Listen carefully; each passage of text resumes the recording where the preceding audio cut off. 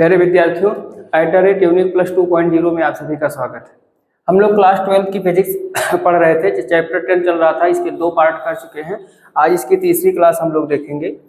तीसरी क्लास की शुरुआत करते हैं। हम लोग सेल्फ इंडक्शन तक पढ़ चुके थे। सेल्फ इंडक्शन का कुछ यूज देखेंगे। जैसे सेल्फ इंडक्शन यानी स्वप्रेरकत्व जो हम पढ़े थे, उसमें जो पहली हेडिंग हमको मिलेगी समतल कुंडली का स्वप्रेरकत्व। समतल कुंडली का स्वप्रेरकत्व।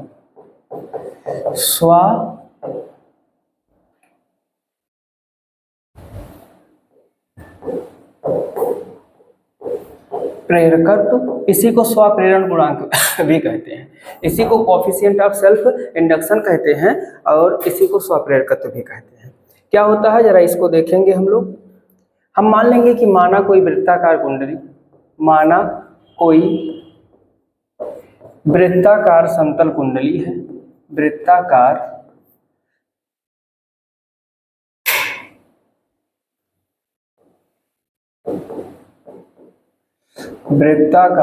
समतल कुंडली है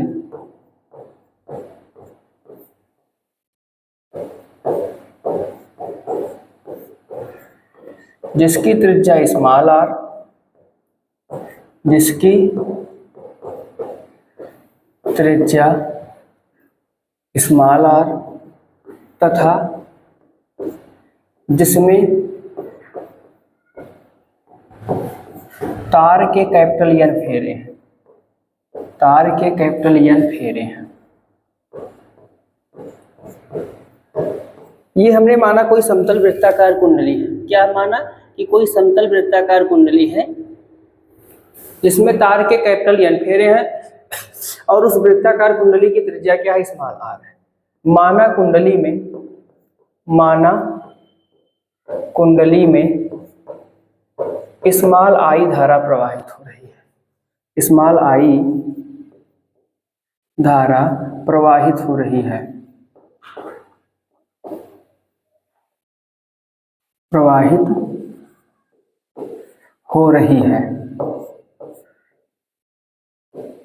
ठीक, स्मॉल I धारा प्रवाहित हो रही है। तो इसके कारण कुंडली के केंद्र पर उत्पन्न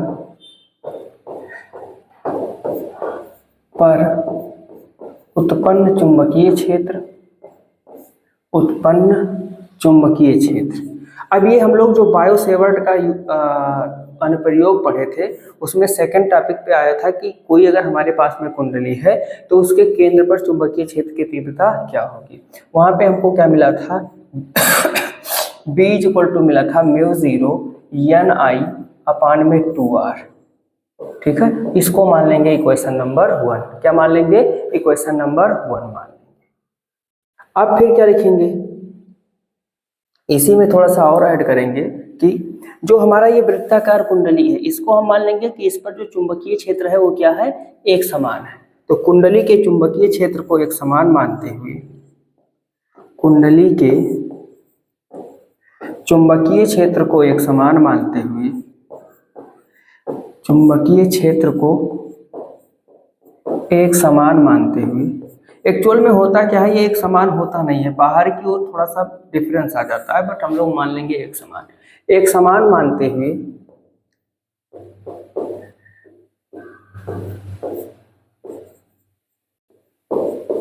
मानते हुए प्रत्येक फेरे से होकर गुजरने वाला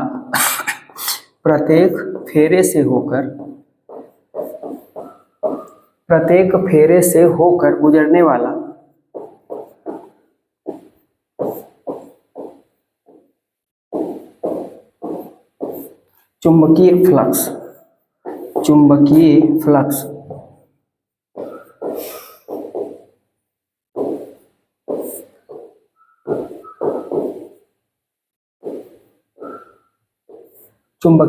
प्रत्येक फेरे से होकर के गुजरने वाला चुंबकीय फ्लक्स। अब ये जो चुंबकीय फ्लक्स होगा क्या हो जाएगा? फाई बी हो जाएगा। क्या हो जाएगा? फाई बी हो जाएगा। और फाई बी = क्या हो जाएगा? बी ए हो जाएगा। क्या हो जाएगा? बी ए हो जाएगा। इसको मान लेंगे इक्वेशन नंबर 2 मान लेंगे। और 2 मानने के बाद में फिर हम क्या देखेंगे, क्योंकि ये हमारी जो कुंडली है वो वृत्ताकार है। कैसी है? वृत्ताकार कुंडली है। तो जो वृत्त का क्षेत्रफल होता है वो क्या होता है? पाई आर स्क्वायर होता है। क्या होता है? पाई आर स्क्वायर। तो ए इज इक्वल टू हो जाएगा पाई आर स्क्वायर। ठीक है। अब जो हमको फाई मिला था, क्या मिला था? फाई भी मिला था। फाई बी पर सबकी वैल्यू रख देंगे तो phi B is equal to मिल जाएगा, बी का मान था mu not N I upon में 2r। अब ये क्या हो गया? Pi R square. Pi R square, इस आर से इसका स्क्वायर कैंसिल हो जाएगा तो हमको phi B is equal to क्या मिलेगा? Mu not pi N I upon में 2 मिल जाएगा। अपान में क्या मिल जाएगा? 2 मिल जाएगा। ठीक है। इसको मान लेंगे क्वेश्चन नंबर 3, और 3 मान के बाद में लिखेंगे कुंडली से बद्ध कुल चुंबकीय फ्लक्स। कुंडली से बद्ध कुल चुंबकीय फ्लक्स, कुल चुंबकीय फ्लक्स। देखो कुंडली में जो फेरे हैं वो n फेरे हैं, एक फेरे पर इतना फ्लक्स आया, तो जो कुल चुंबकीय फ्लक्स होगा वो हो जाएगा n फाई बी। और n phi B is equal to क्या हो जाएगा? n इंटू में फाई बी, ये हो जाएगा mu not pi N I, यहाँ पे r नहीं लिखे हैं, r पे लिखना है, r अपान में 2 हो जाएगा। तो देखो e वाला n e वाले n के साथ में मिलेगा तो क्या हो जाएगा? n स्क्वायर हो जाएगा। ये हो जाएगा mu not pi N square I R upon में 2 हो जाएगा। ठीक। और स्वप्रेरकत्व की परिभाषा से, स्वप्रेरकत्व की परिभाषा से जब इसकी परिभाषा हम देखेंगे तो इसकी परिभाषा से हमको क्या मिलता है? आप कहेंगे कि इसकी परिभाषा से हमको मिलता है L I is equal to N phi B मिलता है। L I is equal to क्या मिलता है? एन फाई बी मिलता है। तो यहाँ से जब हम देखेंगे तो हमको क्या मिल जाएगा? ध्यान से देखिएगा, L I is equal to mu not N square pi, pi पहले लिखेंगे, mu not pi N square I R upon में 2। आई से आई को क्रॉस आउट कर देंगे, यल इज इक्वल टू क्या मिल जाएगा? Mu not pi N square R upon में 2। यही हो जाएगा समतल कुंडली का स्वप्रेरकत्व। क्या हो जाएगा? समतल कुंडली का ये स्वप्रेरकत्व हो जाएगा। ध्यान से देखिए। अब यहाँ पर एक चीज जो बहुत इंपॉर्टेंट चीज है वो ध्यान रखिएगा। एक बार एक एमसीक्यू का क्वेश्चन आया था। क्या क्वेश्चन आया था कि यल का मात्रक क्या होगा? अब यल के मात्रक में हम लोग वो 2 × 10⁻⁷ एम्पियर पर मीटर स्क्वायर जानते हैं, उसकी जगह उन्होंने दूसरा मात्रक दे दिया। तो जरा इस व्यंजक को देखिएगा, म्यू नॉट है, पाई है, एन है, आर है, 2 है और यल है। यल का मात्रक हो जाएगा हेनरी। म्यू नॉट का हमको निकालना है, ऐसे रखा रहने देंगे। पाई एक नंबर है, नंबर का कोई मात्रक नहीं होता, कोई बात नहीं। एन भी एक नंबर है, इसका कोई मात्रक नहीं होता, इसको ऐसे रहने दीजिए। आर का मात्रक क्या होता है? मीटर होता है। 2 एक नंबर है, इसका भी मात्रक कुछ नहीं होगा। तो यहाँ से ये सब हट गया, हमको म्यू इज इक्वल टू क्या मिला? एच अपान एम, यानी म्यू का एक नया मात्रक मिला, हेनरी प्रति मीटर। क्या मिला? हेनरी प्रति मीटर। तो याद रखिएगा म्यू का एक मात्रक हेनरी प्रति मीटर भी होता है। म्यू का एक मात्रक क्या होता है? हेनरी प्रति मीटर भी होता है। तो ये था हमारा ये स्वप्रेरकत्व के यूज वाला पहला क्वेश्चन। अब इसके बाद में दूसरा क्वेश्चन हम लोग देखेंगे लंबी प्रणालिका का स्वप्रेरकत्व। क्या देखेंगे? एक कोई हमारे पास में प्रणालिका है जो लंबी है, लंबी प्रणालिका का स्वप्रेरकत्व।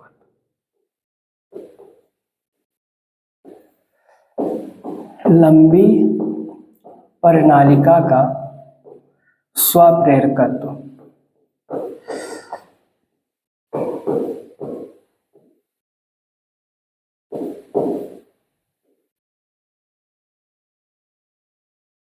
अब ये लंबी है तो इसमें लंबा मान लेंगे। क्या मानेंगे? माना स्मॉल एल लंबाई की कोई प्रणालिका है, माना स्मॉल एल लंबाई की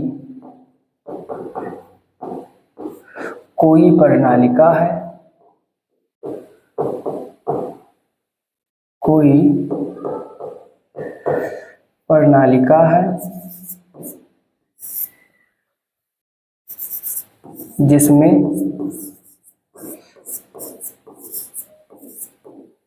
तार के कैपिटल N फेरे हैं, जिसमें तार के कैपिटल N फेरे हैं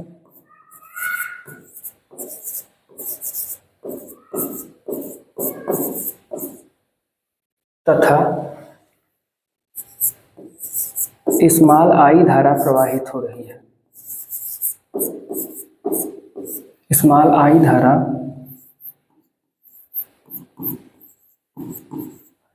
प्रवाहित हो रही है। ये हो गया। इसमें एक लाइन और लिख लेंगे। क्या लिखेंगे भाई? क्योंकि जो लंबी प्रणालिका के लिए हम लोगों ने चुंबकीय क्षेत्र निकाला था उसमें क्वांटिटी आई थी स्मॉल n, तो हम लोग यहाँ स्मॉल n को भी डिफाइन कर लेते हैं। माना तार के प्रति एकांक लंबाई में, तार के प्रति एकांक लंबाई में फेरों की संख्या स्मॉल n है। लंबाई में फेरों की संख्या स्मॉल n है।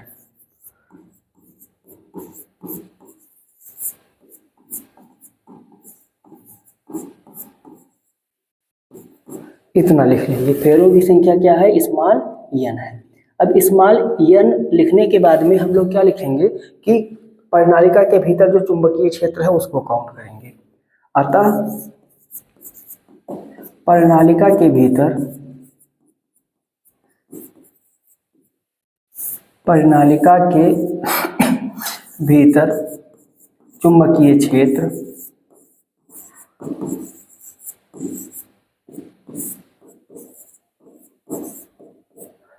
B, चुंबकीय क्षेत्र क्या हो जाएगा? B इज इक्वल टू, प्रणालिका के लिए होता है म्यू नॉट एन आई। क्या होता है? म्यू नॉट एन आई होता है। n क्या है? तार के प्रति एकांक लंबाई में फेरों की संख्या है। तो यहाँ से हमको n इज इक्वल टू क्या मिल जाएगा? ये मिल जाएगा कैपिटल N अपान स्मॉल n। क्यों? क्योंकि टोटल फेरों की संख्या कैपिटल N है और प्रणालिका की लंबाई क्या है? स्मॉल l है। यहाँ थोड़ा गलत लिखा हुआ है, इसको सही कर लीजिएगा। लंबाई क्या है भाई? स्मॉल l है।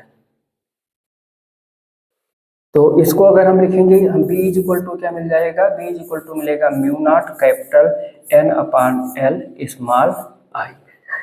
इसको मान लेंगे इक्वेशन नंबर 1। इसको क्या मान लेंगे? Equation number 1। और फिर क्या लिखेंगे? प्रणालिका के भीतर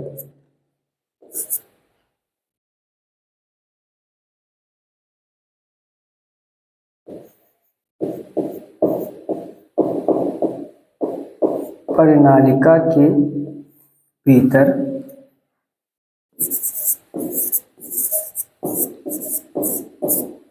प्रत्येक फेरे से होकर, प्रत्येक फेरे से होकर गुजरने वाला चुंबकीय फ्लक्स,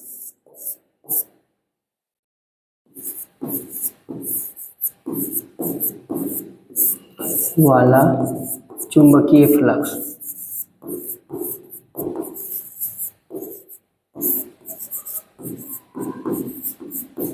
तो ये जो चुंबकीय फ्लक्स होगा क्या हो जाएगा?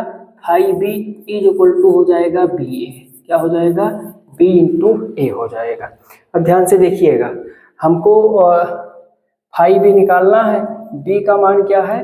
Mu nought capital N upon small L I, और ये क्या हो जाएगा? ए हो जाएगा। ठीक है, इसको मान लेंगे समीकरण नंबर 2। और उसके बाद में लिखेंगे कि कुंडली से बद्ध कुल चुंबकीय फ्लक्स, कुंडली से बद्ध कुल चुंबकीय फ्लक्स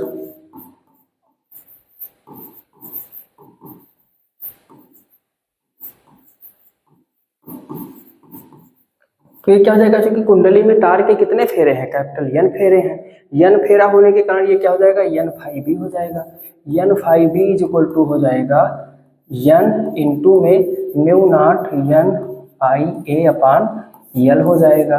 N का गुणा करेंगे N स्क्वायर हो जाएगा। N square I A upon में L हो जाएगा। इसको मान लेंगे समीकरण नंबर 3। और फिर लिखेंगे स्वप्रेरकत्व की परिभाषा से, स्वप्रेरकत्व की परिभाषा से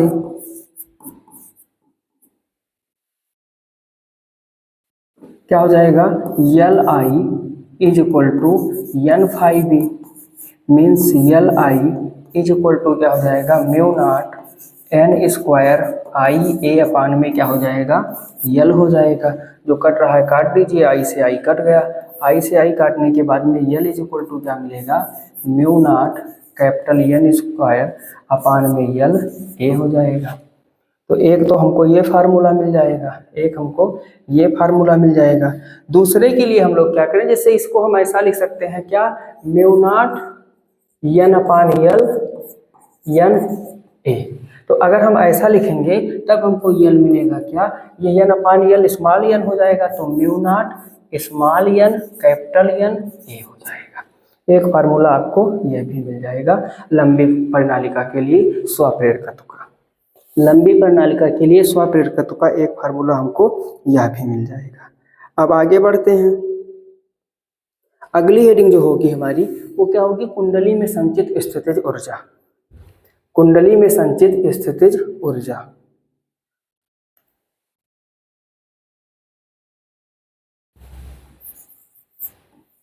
कुंडली में संचित स्थितिज ऊर्जा।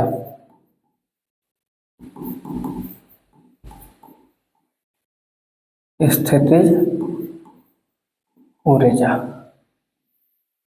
ये क्या होगा भाई, एक्चुअल में होता क्या है कि जब स्वप्रेरण यानी जब किसी कुंडली में स्वप्रेरकत्व उत्पन्न होता है तो प्रेरित विद्युत वाहक बल उत्पन्न होने के कारण प्रेरित विद्युत बल जब विद्युत वाहक बल जब उत्पन्न होता है तो प्रेरित धारा बहती है, और प्रेरित धारा की दिशा लेंज के नियमानुसार ऐसी होती है कि उसी कारण का विरोध करती है जिससे उत्पन्न होती है। इस कंडीशन में प्रेरित धारा को अपने अस्थायी मान तक पहुंचने के लिए उस बल के विरुद्ध कुछ कार्य करना पड़ता है। वही जो कार्य होता है कुंडली में संचित स्थितिज ऊर्जा के रूप में हो जाता है। तो यहाँ पे आप क्या लिखेंगे कि प्रेरित धारा को कुंडली में उत्पन्न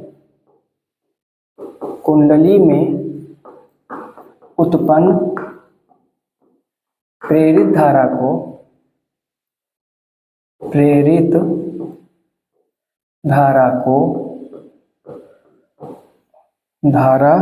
को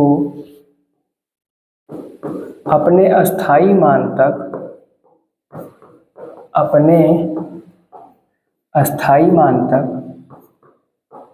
पहुंचने के लिए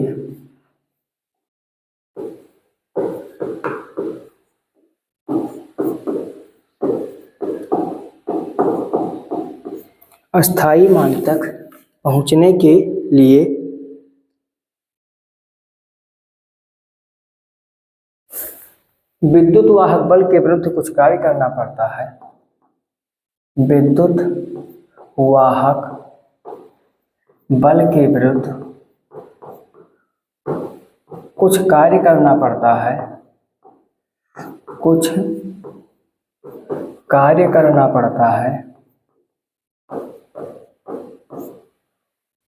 जो कि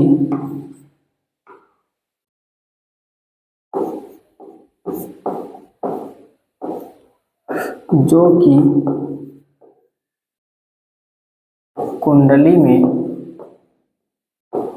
स्थितिज ऊर्जा के रूप में संचित हो जाता है। कुंडली में स्थितिज ऊर्जा के रूप में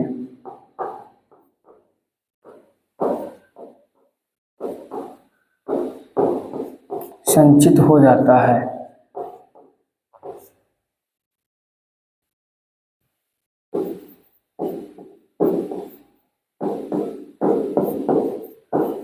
ठीक, ये बात स्थितिज ऊर्जा क्या है कि प्रेरित विद्युत वाहक बल के विरुद्ध कुछ कार्य करना पड़ेगा, और वही जो कार्य होगा क्या हो जाएगा, कुंडली में स्थितिज ऊर्जा के रूप में संचित हो जाएगा।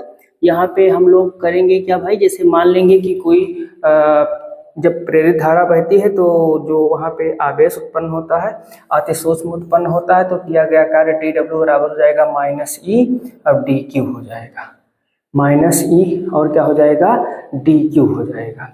अब ध्यान से देखिएगा, E को हम कुछ और लिख सकते हैं।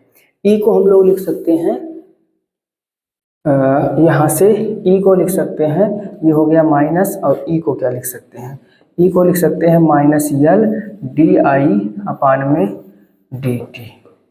अब ये लिखा हुआ है डी क्यू, इस माइनस से ये माइनस कैंसिल हो जाएगा, D W is equal to ये हो जाएगा यल डी आई, और ये क्या हो जाएगा D Q upon D T. D Q upon D T को आई मान लेंगे तो D W is equal to मिल जाएगा यल आई डी आई। अब फिर इसका कहाँ करेंगे, ऐसे जीरो से लेकर के अलग स्लाइड पे लिख देते हैं, जीरो से आई नाट तक समाकलन करने पर,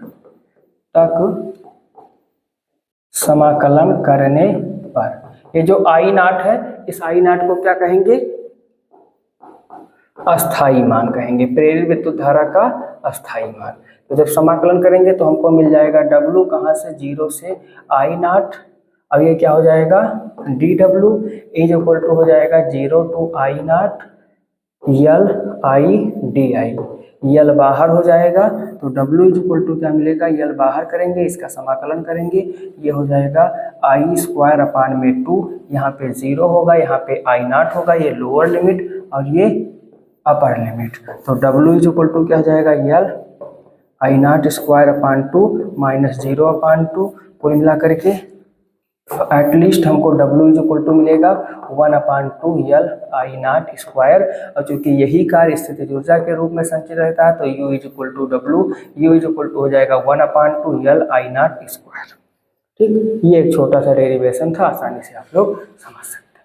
कुल मिलाकर के इन सिंपल वे मैं आपको कहूँ तो आपको ये रिजल्ट याद रखना है, आपको ये रिजल्ट याद रखना है। डेरिवेशन अगर थोड़ा बहुत डिस्टर्ब होते हैं तब भी कोई दिक्कत नहीं है। ये हो गया। नेक्स्ट आएगा अन्योन प्रेरण। नेक्स्ट क्या आएगा, अन्योन प्रेरण आएगा। अगला टॉपिक इस चैप्टर का है अन्योन प्रेरण। अन्योन प्रेरण, सबसे पहले हम लोग परिभाषा जानेंगे। क्या जानेंगे, परिभाषा जानेंगे। परिभाषा जैसे अभी तक स्वप्रेरण में एक ही कुंडली होती थी, अन्योन प्रेरण में 2 कुंडली होगी। चलो भाई, यदि हम दो कुंडलियों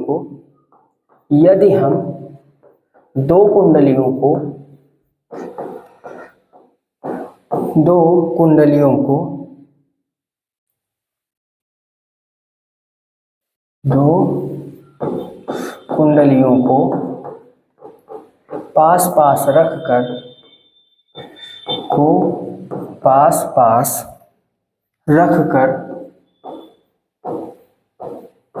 उनमें से किसी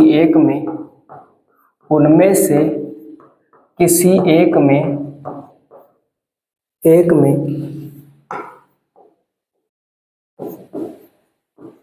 बैटरी द्वारा धारा प्रवाहित करें, या बैटरी ना लिखो, क्या फायदा।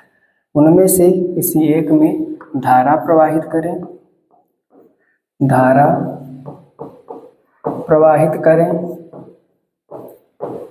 या धारा के मान में परिवर्तन करें,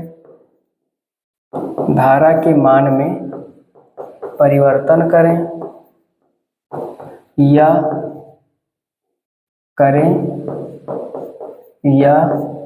धारा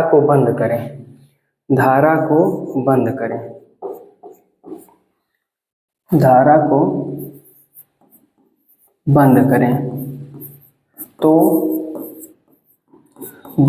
दूसरी कुंडली में एक प्रेरित विद्युत वाहक बल उत्पन्न हो जाता है। एक प्रेरित विद्युत वाहक बल बोले तो ईएमएफ, प्रेरित ईएमएफ उत्पन्न हो जाता है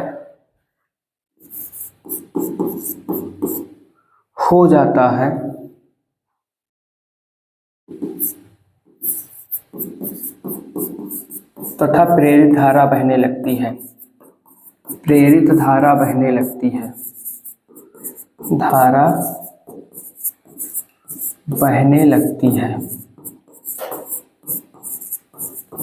ठीक है, बहने लगती है। विद्युत चुंबकीय प्रेरण की इस घटना को विद्युत चुंबकीय प्रेरण की इस घटना को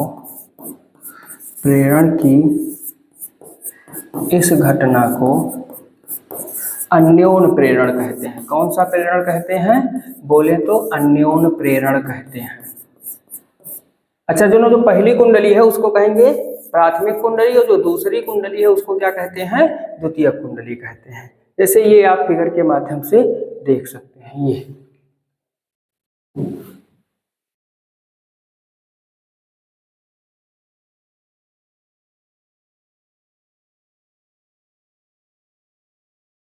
क्या रहा है भाई?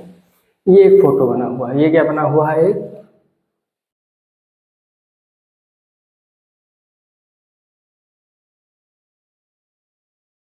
फोटो बना हुआ है, ध्यान से देखिएगा। दो कुंडलियां पास पास रखी हुई हैं। दो कुंडलियां क्या हो रही? ये दोनों फोटो को दो पार्टों में डिवाइड कर दीजिए। दोनों फोटो को कितने पार्टों में डिवाइड कर दीजिए? दो पार्टों में डिवाइड कर दीजिए। दो कुंडलियां पास पास में रखी हुई हैं। इस कुंडली में एक धारा नियंत्रक लगा हुआ है, बैटरी लगा हुआ है, कुंजी लगा हुआ है। इसमें धारा प्रवाहित की जा रही है। जब इसमें धारा प्रवाहित की जाएगी तो ओरस्टेड के नियमानुसार इसमें चुंबकीय क्षेत्र उत्पन्न होगा, जिससे चुंबकीय बल रेखाएं निकलेंगी। ये चुंबकीय बल रेखाएं जब हमारी दूसरी कुंडली पर पहुंचती हैं तो यहाँ पे लगे हुए धारामापी में विक्षेप आने लगता है, जिससे हमें यह प्रदर्शित होता है कि हमारी धारामापी में धारा प्रवाहित हो रही है। दूसरी कंडीशन में हमने क्या किया? कुंजी को खुला छोड़ दिया, जिसमें कोई धारा प्रवाहित नहीं हो रही है, लेकिन जो इसमें धारा प्रवाहित हो रही थी इसके कारण यहाँ पे जो है इसके क्या हो जाएगा? चुंबकीय क्षेत्र उत्पन्न हो जाएगा और इसमें प्रेरित धारा अभी भी बहेगी। तो चाहे इसमें हम धारा प्रवाहित करें या धारा प्रवाहित करके धारा को बंद कर देंगे तब भी प्रेरित धारा बहेगी उसमें, दूसरी वाली कुंडली में। तो इसी घटना को हम लोग कहते हैं अन्योन प्रेरण। और इसमें पहले वाली कुंडली को क्या कहा जाता है? पहली कुंडली को कहते हैं भैया प्राथमिक कुंडली। क्या कहते हैं? प्राथमिक कुंडली कहते हैं।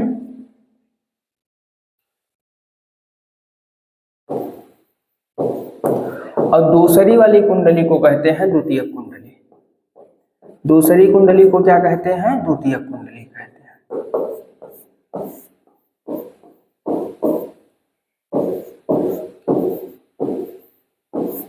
द्वितीयक कुंडली कहते हैं। ये है हमारा। पहली कुंडली को कौन सी कुंडली कहेंगे? प्राथमिक कुंडली कहेंगे, और दूसरी कुंडली को क्या कहेंगे? द्वितीयक कुंडली कहेंगे। अब इसी में हमारा आता है अन्योन प्रेरण गुणांक। क्या आता है? अन्योन प्रेरण गुणांक। अन्योन प्रेरण गुणांक, प्रेरण गुणांक, कोफिशिएंट ऑफ म्यूचुअल इंडक्शन इसे कहते हैं। कोफिशिएंट ऑफ म्यूचुअल इंडक्शन कहते हैं। अन्योन प्रेरकत्व भी इसे कहा जाता है। क्या कहा जाता है? अन्योन प्रेरकत्व। ठीक, ये भी इसे कहते। इसके लिए थोड़ा सा लैंग्वेज हम लोग लिखेंगे। क्या लिखेंगे भाई? कि मान लेंगे, माना प्राथमिक कुंडली में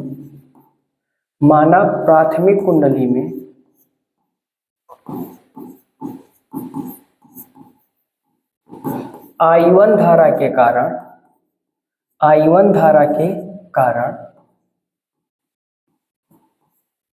प्राथमिक कुंडली में I1 धारा के कारण, एक्चुअली यहाँ पे जो है हमको दो कुंडली लेकर के चलना है। क्या लेकर के चलना है? दो कुंडली लेकर के चलना है। तो जब दो कुंडली लेकर के चलेंगे तो वहां पे हमको करना क्या है? द्वितीयक कुंडली से प्राथमिक कुंडली में I1 धारा के कारण द्वितीयक कुंडली के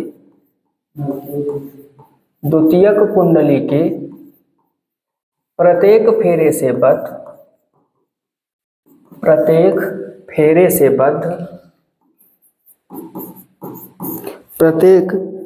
से बद्ध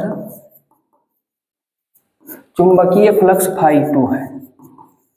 चुंबकीय फ्लक्स φ2 है। फिर लिखेंगे यदि द्वितीयक कुंडली में फेरों की संख्या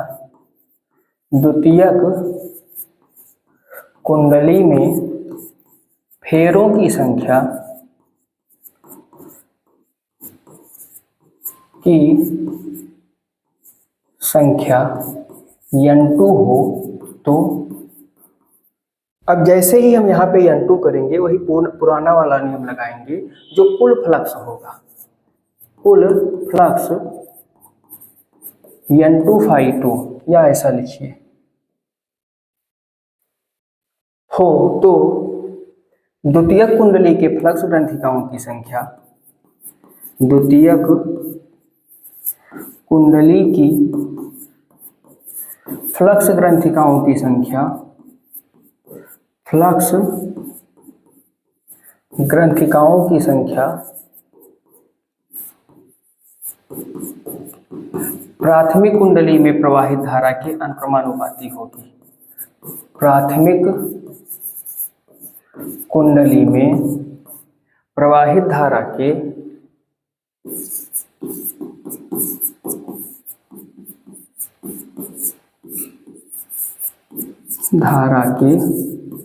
अनुक्रमानुपाती होती है।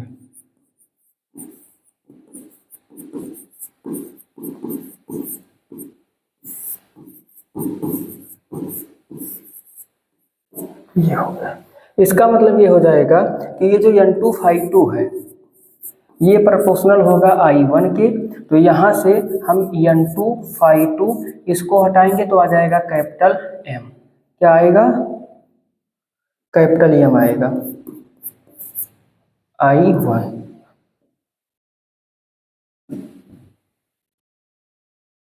जहाँ कैपिटल M एक नियतांक है, एक नियतांक है जिसे अन्योन प्रेरण गुणांक कहते हैं। अन्योन प्रेरण गुणांक कहते हैं।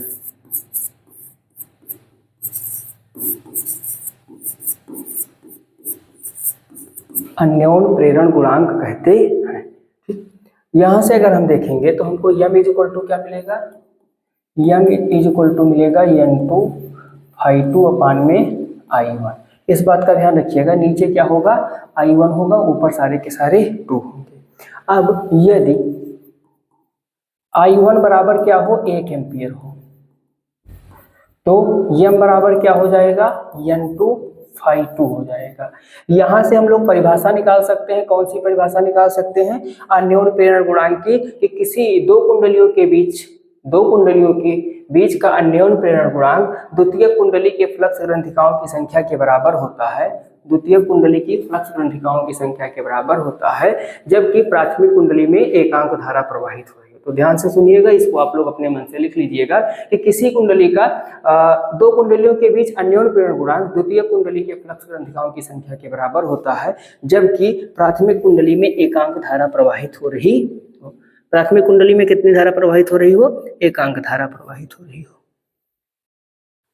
अब यहाँ पे एक रिलेशन और देख लेते हैं लगे हाथों। कौन सा रिलेशन? कि यदि द्वितीय कुंडली में उत्पन्न प्रेरित विद्युत वाहक बल, यदि द्वितीय कुंडली में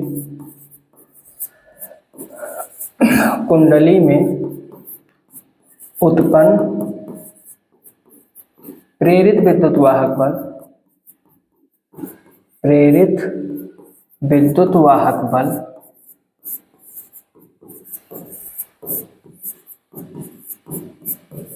E2 हो, तो क्या हो जाए? E2 हो जाए। अब जब ये प्रेरित विद्युत वाहक बल E2 हो जाएगा तो इसे हम कहाँ से लिख सकते हैं भाई? E2 की परिभाषा कैसे लिखेंगे? ध्यान दीजिएगा, फैराडे का जो प्रथम नियम था उससे लिखाएंगे। E2 इक्वल टू हो जाएगा माइनस, अब ये क्या हो जाता है? डेल्टा फाई भी अपान में डेल्टा टी होता है, तो यहाँ भी N भी है, ये हो जाएगा डेल्टा N डेल्टा फाई भी होता है, तो ये हो जाएगा N2 डेल्टा फाई 2 अपान में डेल्टा टी हो जाएगा। अपान में क्या हो जाएगा? डेल्टा टी हो जाएगा। ध्यान से देखिएगा, ये हो गया E2 हो गया माइनस, डेल्टा को बाहर कर ले, ये हो गया N2 फाई 2 अपान में डेल्टा टी।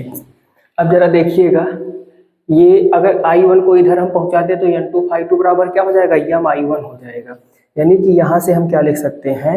A2 टू लिख सकते हैं माइनस डेल्टा M I1 अपान में डेल्टा टी। अब यम एक नियतांक है, ये नियतांक के मान में कोई परिवर्तन होता नहीं है, तो यहाँ से हम लोग लिख सकते हैं E2 equal to minus M delta I upon delta T, या फिर और क्या लिख सकते हैं M is equal to minus E2 upon delta I1 upon delta T.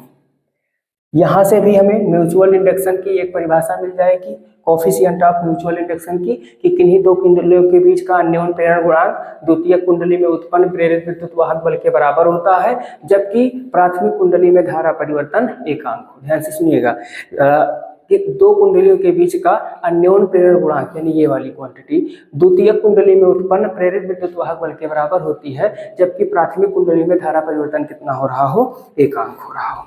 अब इसके बाद में इस चैप्टर का लास्ट पॉइंट आएगा। लास्ट पॉइंट क्या है जरा उसको देखते हैं। दो समाक्ष कुंडलियों का अन्योन्य प्रेरकत्व, दो समाक्ष कुंडलियों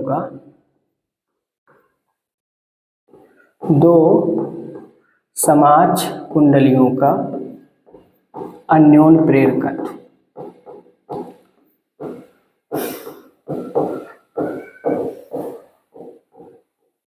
अन्योन्य प्रेरकत्व इसमें होगा क्या कि दो कुंडलियां होंगी, दोनों के अक्ष क्या होंगे, समान होंगे। तो हम मान लेंगे कि माना कि इसमें दो कुंडलियां होंगी और दोनों के अक्ष क्या होंगे, समान होंगे। एक कुंडली हमारी P होगी और दूसरी कुंडली हमारी क्या होगी, S होगी।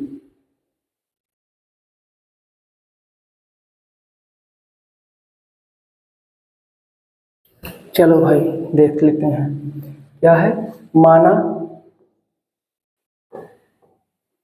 कैपिटल P एक कैपिटल L लंबाई की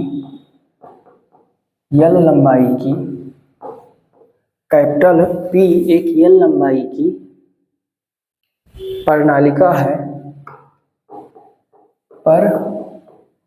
नालिका है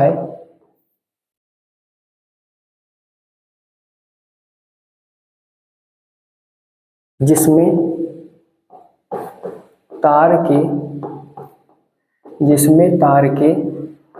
N1 फेरे हैं।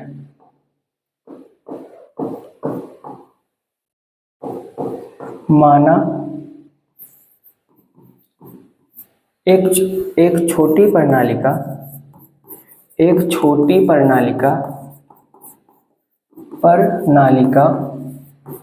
जिसमें तार के N2 फेरे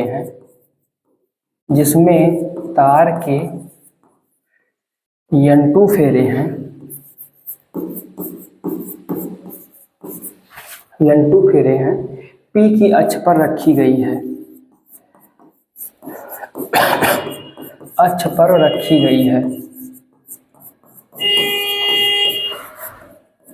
माना प्राथमिक कुंडली में धारा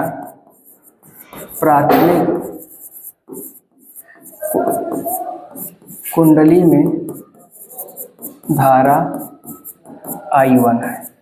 एक सेकेंड यहाँ पे थोड़ा सा चेंज कर लेंगे भाई, ये कुंडली नहीं होगा, दो समाक्ष परिनालिकाओं होगा। क्या होगा, परिनालिकाओं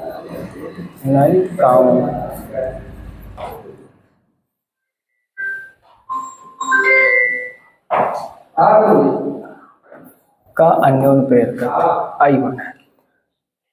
तो यहाँ पे क्या लिखेंगे, जिसके कारण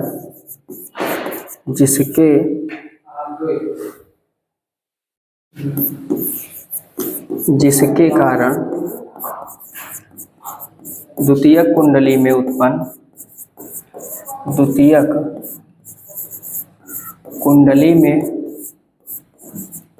उत्पन्न चुंबकीय क्षेत्र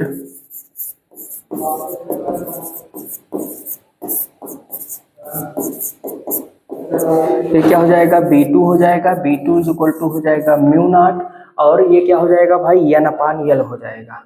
B2 इज इक्वल टू क्या हो जाएगा, N अपान में L हो जाएगा।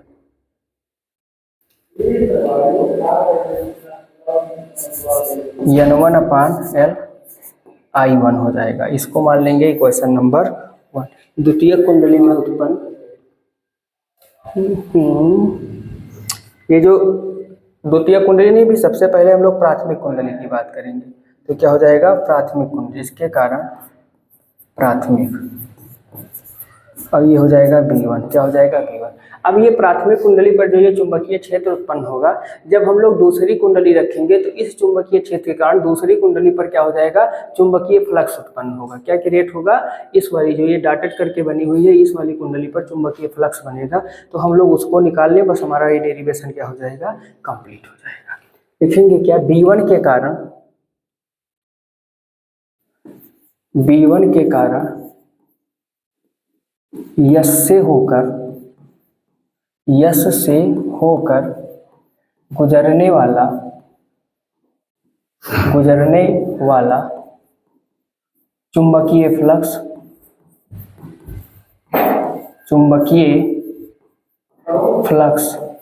जो यस हमारी क्या है, यस हमारी सेकेंडरी कॉइल है, जिसको सेकेंडरी प्रणालिका है। तो ये क्या हो जाएगी भैया, N2BA हो जाएगा। क्या हो जाएगा, N2 Phi2 हो जाएगा कुल, और N2 हो गया। Phi2 कैसे निकलेगा, Phi2 निकलेगा, ये N2 हो गया, Phi2 निकलेगा B1A से। तो N2 Phi2 is equal to हो जाएगा, ये हो गया N2, ये हो गया μ0 N1/L, और ये हो गया A। N1/L, तो ये क्या हो गया, A हो गया। ध्यान से देखिएगा, N2 Phi2 is equal to μ0, ये क्या हो जाएगा, N1 N2/L, ये हो जाएगा A। अब क्या करेंगे, लिखेंगे अन्योन प्रेरण की परिभाषा से, अन्योन प्रेरण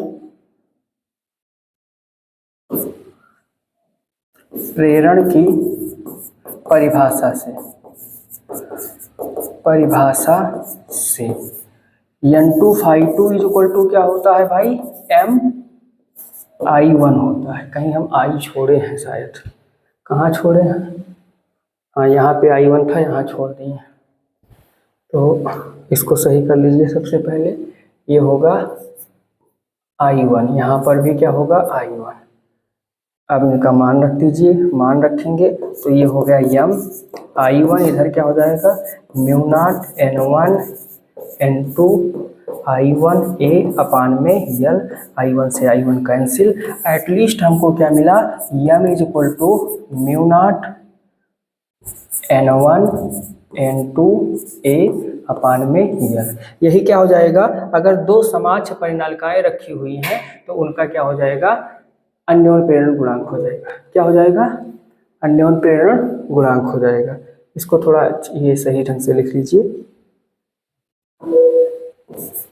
I1A हो जाएगा। क्या हो जाएगा, I1 हो जाएगा, I1A हो जाएगा। तो ये क्या हो जाएगा, ये इस प्रकार अगर दो कुंडलियां रखी हुई हैं एक दूसरे के ऊपर, तो इनके बीच का जो अन्योन प्रेरण गुणांक हमको मिलेगा, M is equal to μ0 N1 N2 A/L मिल जाएगा। ठीक, तो आज की क्लास में इतना ही। अब इसके न्यूमेरिकल बचे हुए जिसको अगली क्लास में हम लोग देखेंगे।